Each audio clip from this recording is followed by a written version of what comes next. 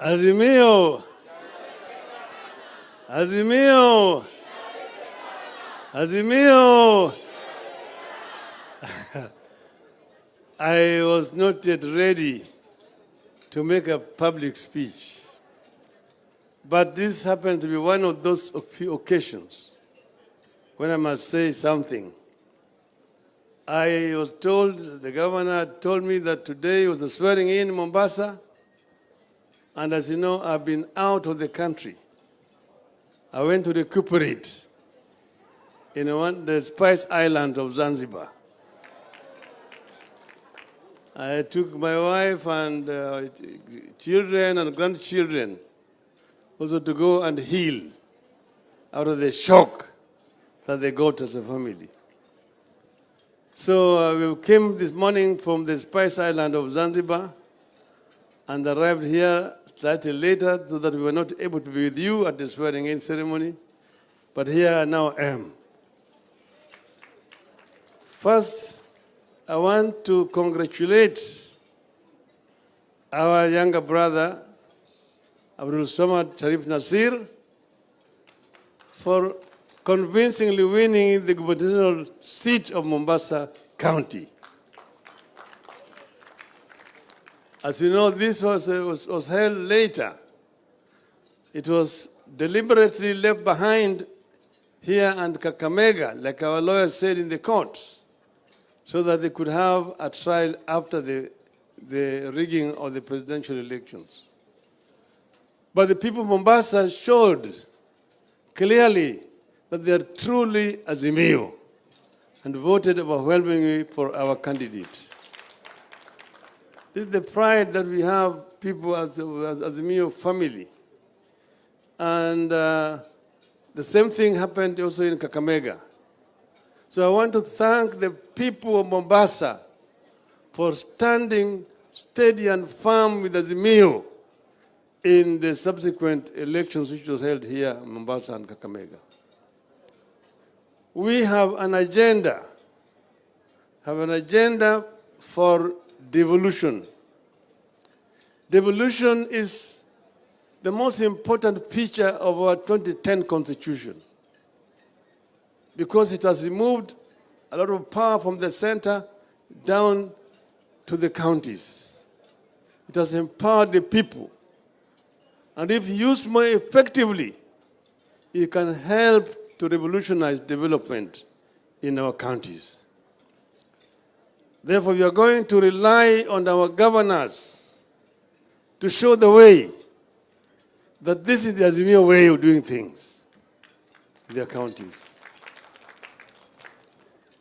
If our governors use the resources properly, if our MCAs also cooperate with the county government and perform their role properly, it can show the people that Azimio government really is the government, the best government that this country could have. So there are other things that we are going to be talking about sooner. Right now, we are still waiting. As you know, the Supreme Court said that you are going to give us the detailed judgment within 21 days. Today, we are just about less than 10 days remaining. We want to wait to see what this detailed ruling is going to be about. But we, as people of Azimio, are shocked. I am not talking about this thing as Raila Odinga myself. It does not have to be Raila Odinga. But my fear is that if what the people saw happen on the 5th of September is what they expect in 2027, I'm wondering why should the people wake up in the morning to go and queue to vote?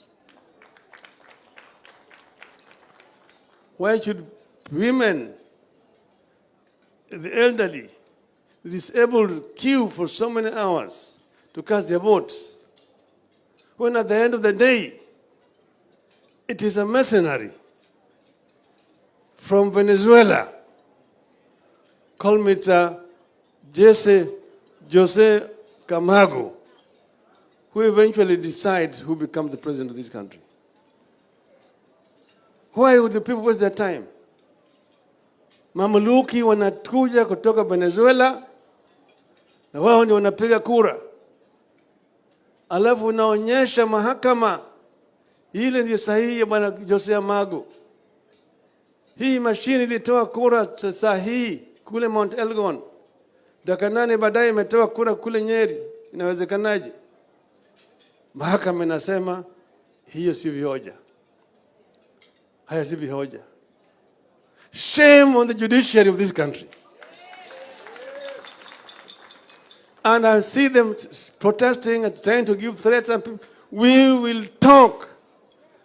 The constitution of this country gives power to the people of Kenya. And all those other people exercising power are exercising donated power. So the judiciary is no exception.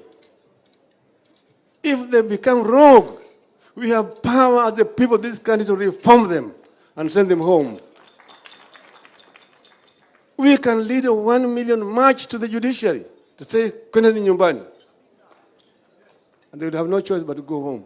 So the judiciary should not threaten, blackmail the people of this country after they have done the message that they've done. When you do, we say we respect, but we don't agree. And we have a right as a people not to agree with bad rulings of the judiciary. It is our constitutional right to say he be ruling ilikuwa shenzi. It is not based on any law. It is thuggery, judicial thuggery. And we are not going to accept these kind of things. As the people of Kenya, we will not be cowed. We will not be cowed. Nyayo tried it. We resisted him. And we are not going to allow another dictator to come into this country. We are not going to allow judiciary to become a dictator in our country. We will protect our freedom as the people of Kenya. We will protect our freedom as the people of Kenya. So maybe it is time that we begin again now a review of our constitution to look at what works and what does not work. A rogue IEBC is another institution that requires thorough reform. You see 3 commissioners on one.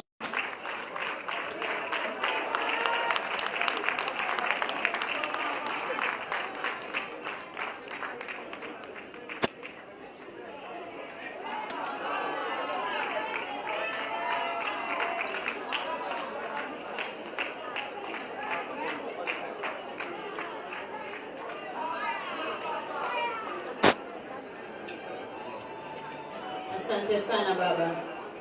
Asante sana. I think on the serving deck we can resume. If you've not served, kindly you can proceed to the serving space. Kindly the team, you can resume serving. Thank you.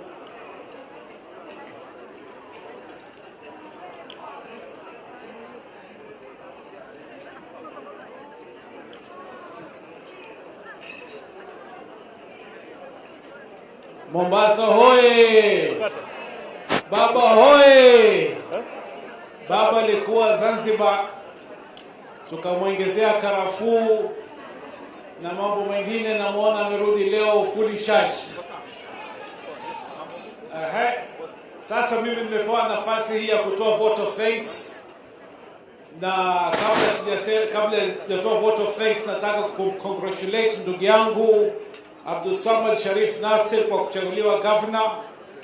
Nataka kumshukuru mzee kwa kuwahi leo, na mama Martha Karua na waheshimiwa wote waliokuja kutoka hapa.